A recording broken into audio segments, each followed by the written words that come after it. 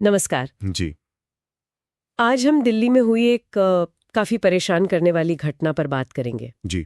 ये एक ऐसा मामला है जो दोस्ती, पैसे और भरोसे जैसे मुद्दों पर मतलब गंभीर सवाल उठाता है। हम्म।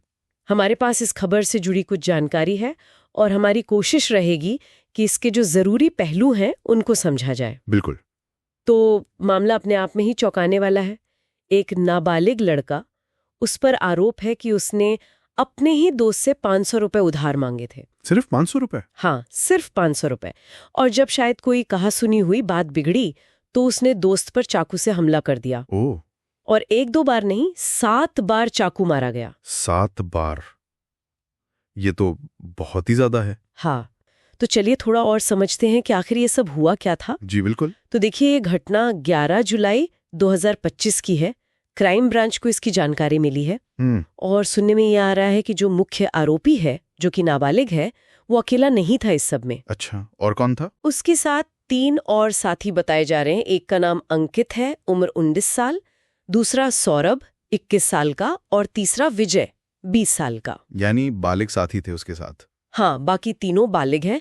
और अच्छी बात यह है कि पुलिस ने इन तीनों को गिरफ्तार कर लिया है। ये ठीक हुआ, लेकिन जो बात सबसे ज्यादा परेशान कर रही है वो है हमले की मतलब बर्बरता। हाँ बिल्कुल। 7 बार चाकू मारना ये अपने आप में ही बहुत क्रूर है। और ऊपर से ये भी सुनने में आ रहा है कि शायद चाकू पर जहर लगा हुआ था। क्या कह रहे? जहर? हाँ, ऐसी भी रिपोर्ट्स हैं। हालांकि इसकी पुष्टि होनी बाकी होगी शायद, पर अगर ऐसा है तो ये तो और भी भयानक हो जाता है। बिल्कुल। और पीड़ित की हालत जाहिर है काफी नाजुक बताई जा रही है। और ये सब क्यों हुआ? वजह महज 500 रुपए का उधार।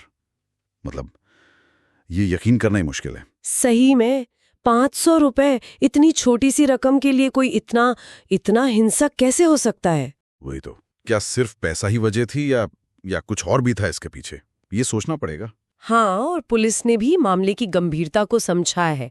जो धाराएं लगाई हैं वो काफी सख्त हैं। कौन सी धाराएं हैं? FIR में आईपीसी की धारा 307 लगाई गई है। 307 मतलब हत्या का प्रयास, अटेम्प्ट टू मर्डर। हाँ, सीधे सीधे हत्या की कोशिश। फिर धारा 324 भी है, यानी खतरनाक हथियार से चोट पहुंचाना, जैसे चाकू वगैरह। बिल्कुल। और धारा 34 भी लगाई है, क्योंकि ये अपराध अकेले नहीं किया गया, मतलब साझा इरादे से साथियों के साथ मिलके किया गया। ये धाराएं दिखाती हैं कि कानून इसे कितना सीरियसली ले रहा है। पर इसमें एक और पहलू है ना? हाँ, वो बात जो जांच में सामने आई है। जी, कि ये आरोपी, इनका नाम पिछले महीने एक लैपटॉप चोरी के मामले में भी आया था। अच्छा, तो मतलब ये इनका कोई पहला अपराध नहीं था? ऐसा लगता तो है। ये बात तो मामले को और भी मतलब पेचीदा बना देती है। बिल्कुल। ये पिछला रिकॉर्ड इस पूरी घटना को एक अलग ही रोशनी में दिखाता है। क्या मतलब? कैसे? मतलब शायद ये सिर्फ 500 रुपए पर आया, अचानक गुस्सा नहीं था। हो सकता है ये एक पैटर्न का हिस्सा हो, एक आपराधिक मानसिकता जो शायद धीरे धीरे पनप रही थी। तो ये एक तरह की पृष्ठभूमि तैयार हो रही थी। हाँ, कह सकते हैं। और अगर हम इसे थोड़ा बड़े कैनवस पर देखें तो ये घटना कई चीजें एक साथ दिखाती है। जैसे कि आजकल युवाओं में छोटी छोटी बातों पर, शायद पैसों की तंगी की वजह से या शायद किसी और फ्रस्ट्रेशन की वजह से, हिंसा की प्रवृत्ति बढ़ रही है। हाँ, ये तो देखने में आ रहा है। और सबसे दुखद बात, दोस्ती जैसे रिश्ते जो इतने करीबी माने जाते हैं, हाँ, वो कितनी आसानी से टूट रहे हैं। भरोसा कैसे खत्म हो रहा है। तो कुल मिलाके हमने देखा कि कैसे 500 रुपए का एक मामूली सा उधार एक खूनी दुश्मनी में बदल गया। दोस्ती तो खत्म हुई ही, साथ में साथियों की मिलीभगत और फिर ये पिछला आपराधिक रिकॉर्ड वाला एंगल। जी। ये सब मिलकर इस मामले को बहुत गंभीर बना देते हैं।